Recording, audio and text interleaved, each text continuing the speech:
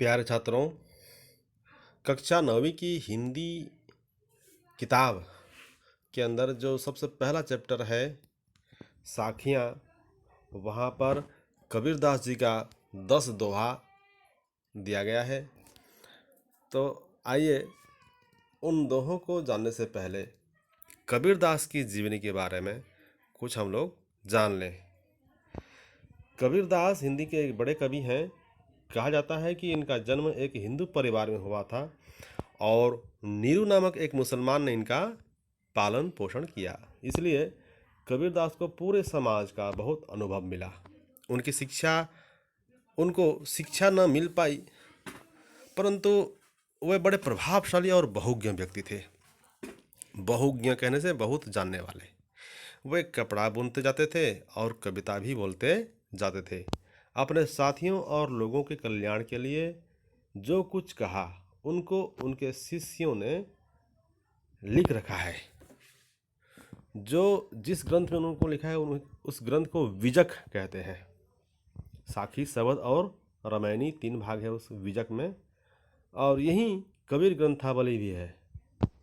जीवन के साक्ष्य या अनुभव पर रची गई इन कविताओं को लोग साखी कहते हैं। यह एक महत्वपूर्ण प्रश्न आता है कि साखी क्यों कहा जाए। साखी का मतलब है जो गवाही। हम लोग जब अदालत में कोई किसी बात को कहता है तो जज उसके लिए एक गवाही मांगते हैं।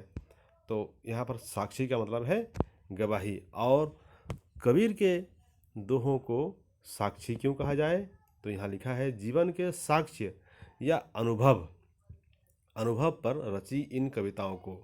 क्योंकि कबीर के अंदर जीवन के बहुत सारे अनुभव थे।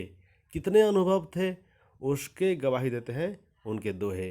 इसलिए उन्हें साखी भी कहते हैं।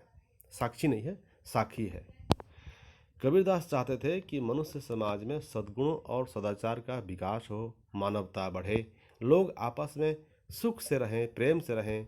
इसलिए उन्होंने समाज में प्रचलित कपटाचार, बुराई, अंधविश्वास, धार्मिक कट्टरता जैसे मूर्ति पूजा, रोजा, नमाज, तीर्थ यात्रा आदि की कड़े शब्दों में निंदा की। अच्छा विचार, अच्छा व्यवहार, हार्दिक प्रेम पर बल दिया। कबीरदास ने समाज को सुधारने की बहुत कोशिश की।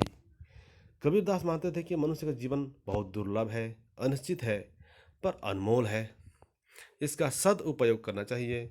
ये सीधा साधा जीवन, सरल निष्कपट व्यवहार, मधुर वचन और सदाचार पर हमेशा जोर दिया करते थे। कबीरदास मानते थे कि इस पर सभी जगह है, सर्वव्यापी है। इसलिए किसी मूर्ति में, तीर्थ स्थान में या मंदिर मस्जिद में उन्हें ढूंढना बेकार है। वह मनुष्य के हृदय में वह मनुष्य के हृदय में है। भगवान मनुष्य के हृदय में बसते हैं। उनकी पूजा तो हमें दिए गए काम ठीक तरह से करने से ही हो सकती है।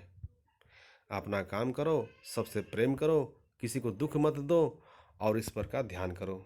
इसे वे सहज समाधि कहते थे। गुरु शिष्य को सन्मार्ग बता देते हैं। कबीर की साखियों के विचार हमें रोज की जिंदगी में आते हैं। इसलिए कबीरदास अत्यंत लोकप्रिय कवि हैं। आज भी लोग कबीर की साखियों को गाते हैं और ज़रूरत में प्रेरणा पा लेते हैं। तो नीचे कबीरदास की कुछ साखियों के बारे में हम चर्चा करेंगे। अभी इन्हीं के आधार पर कबीर के विचारों से परिचित कराना हमारा लक्ष्य है। उनके विचार, उनके सोच कितने उच्च कोटि के थे, यह सब उनके दोहों से ही हमें मालूम चलते हैं। और अभी अपनी जो हिंदी किताब है इसमें 10 दोहों को हम पढ़ेंगे, उनका अर्थ जानने की भी कोशिश करेंगे। तो आइए सबसे पहले उन दोहों को हम एक बार पढ़ लेते हैं।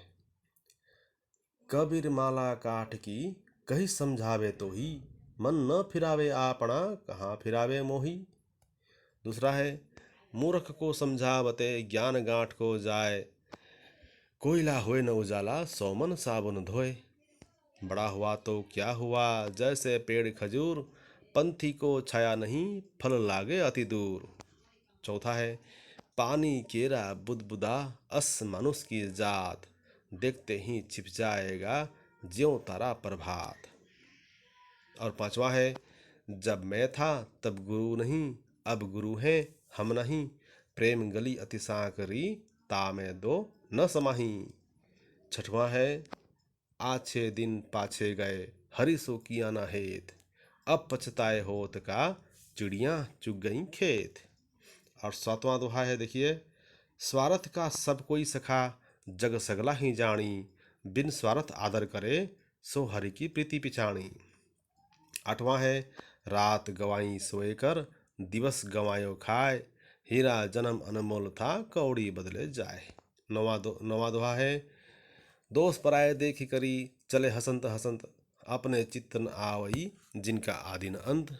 और अंतिम दोहा, साईं इतना दीजिए, जा मैं कुटुम समाए, मैं भी भूखा न रहूं, साधु न भूखा जाए। तो आइए उनका जो पहला दोहा है उसका भावार्थ हम जानने की कोशिश करते हैं। कबीर माला काठ की, कही समझावे तो ही, मन न फिरावे आपना, कहाँ फिरावे मोही। इसका भावार्थ अगर हम जानने की कोशिश करें तो इसमें हम कह सकते हैं कि कबीर जी यह कहते हैं कि हाथ में माला लेकर जप करने वाले ढोंगी साधु से काठ की माला यह कह देती है, अरे भाई, मुझे बार बार फेर कर कष्ट क्यों देते हो, अपने मन को संसार की कामना वासनाओं से फेर लो, चंचल मन को स्थिर करो, प्रेम भक्ति से भगवान का ध्यान करो, बाहरी आचार का ढोंग छोड़ दो। यही एक काठ की माला कहना चाहती है। इस दोहे के माध्यम से कबीर जी संसार में जो लोग बस दिखावा कर रहे हैं, दिखावा करते हुए अपना जीवन में आगे बढ़ रहे हैं, सबको धोखा दे रहे हैं, उनको यहाँ पर फटकारते हैं। साथ ही जो ढोंगी साधु लोग दिखावा करते हैं उनको भी यहाँ फटकारते हुए कहते हैं कि अपने हाथ में जो माला लिए फिरे हो उसको छोड़ो। सबसे पहले अपने मन के अंदर से जो संसार की कामना वासनाएं हैं उनको पहले हटाओ, मन को पहले स्थिर करो और उसके बाद भगवान का ध्यान करो, तभी कुछ हो सकता है, नहीं तो इस दिखावे से जीवन में कुछ नहीं हो सकता। दूसरा जो है, मूर्ख को समझावते ज्ञान गांठ को जाए, कोयला होए ना उजाला, सौ मन साबुन धोए। इस दोहा का जो भावार्थ है वह बिल्कुल सीधा और सिंपल है कि मूर्ख आदमी को समझाने का प्रयत्न करना बेकार है, इससे हमारा ही ज्ञान नष्ट होता है। जैसे 100 मन साबुन इस्तेमाल करके कोयला को धोने से वह कभी भी उजाला नहीं हो सकता, वैसे ही मूर्ख आदमी को लाखों समझाने पर भी उसमें परिवर्तन नहीं होता और परिवर्तन चाहना ही मूर्खता है। और उसके आगे जो तीसरा दोहा है, ये सबसे फेमस दोहा है, सबके मुंह में यह होता है, बड़ा हुआ तो क्या हुआ, जैसे पेड़ खजूर, पंथी को छाया नहीं, फल लगे अति दूर। यहाँ पर खजूर पेड़ की बात कही गई है। कोई अगर ऊपर ही ऊपर पढ़े तो यहाँ पर तो कुछ पेड़ पौधे की बात कही गई है ऐसा लगता है, परंतु ऐसा है नहीं। इसका अर्थ क्या है हम जानते हैं। खजूर का पेड़ बहुत बड़ा होता है पर इसके बड़े होने से कुछ लाभ नहीं मिलता। क्या लाभ? क्योंकि इससे रास्ते में जाने वाले पथिक को न तो ठीक से छाया मिल पाती है और न ही इसके फल कोई खा पाता है, क्योंकि इसके फल भी लगता है तो वह भी बहुत दूर। लेकिन कबीर जी इसके माध्यम से एक और बात कहना चाहते हैं कि जीवन में बड़े होने की सार्थकता तब मिलती है जब उससे दूसरों को कोई लाभ मिले, दूसरों की भलाई हो सके। इस संसार में बड़े कहलाने वाले अनेक लोग मिल जाएंगे, लेकिन सब कोई असल में बड़े नहीं होते। कबीरदास के हिसाब से वही इंसान बड़ा कहलाएगा जो दूसरों की मदद किया करे और दूसरों को उससे लाभ मिल सके। बस यही बात यहाँ कहना चाहते हैं। आगे जो चौथा दोहा है, पानी केरा बुदबुदा, अस मानुष की जात, देखते ही छिप जाएगा ज्यों तारा प्रभात। इसका अर्थ भी बिल्कुल सीधा साधा है कि मनुष्य का जीवन पानी के बुलबुले के समान है।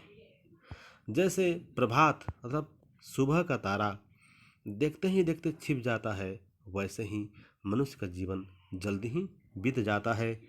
जीवन अल्पस्थायी है, जीवन क्षणभंगुर है और इसलिए इस जीवन को पा करके हमें कभी भी मन में घमंड नहीं लानी चाहिए। और उसके आगे जो दोहा है, जब मैं था तब गुरु नहीं, अब गुरु हैं हम नहीं, प्रेम गली अति सांकरी, तामे दो न समाही। यहाँ पर मैं का अर्थ अहंकार है। यहाँ कबीर जी कहते हैं, जब तक मैं था अर्थात मेरे अंदर जो अहंकार था, अर्थात यह हुआ कि जब तक मैं अहंकार में डूबा हुआ था तब तक मुझे गुरु का महत्व समझ में नहीं आया, मुझे गुरु नहीं मिले। और जब गुरु मिल गए तब मेरे अंदर से अहंकार मिट गया और ज्ञान मिल गया।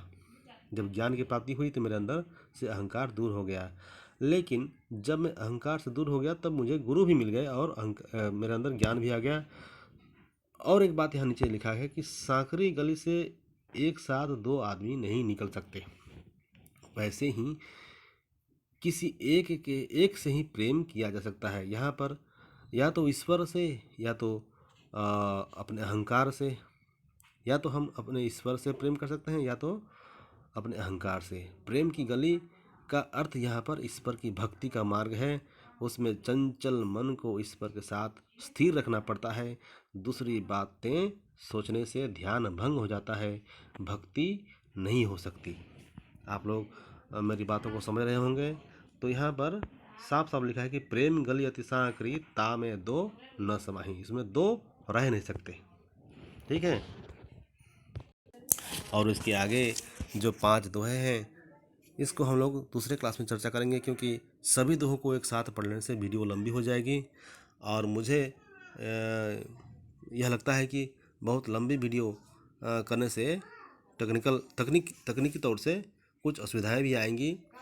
इसलिए मैं ये रिक्वेस्ट करता हूँ कि तुम लोग इस वीडियो को बार बार पॉज करते हुए आप लोग समझने का प्रयास करें और उसको एक नोट बुक में या तो कॉपी में लिखते जाएं, तो आप लोगों को बहुत अच्छे से समझ में आएंगे।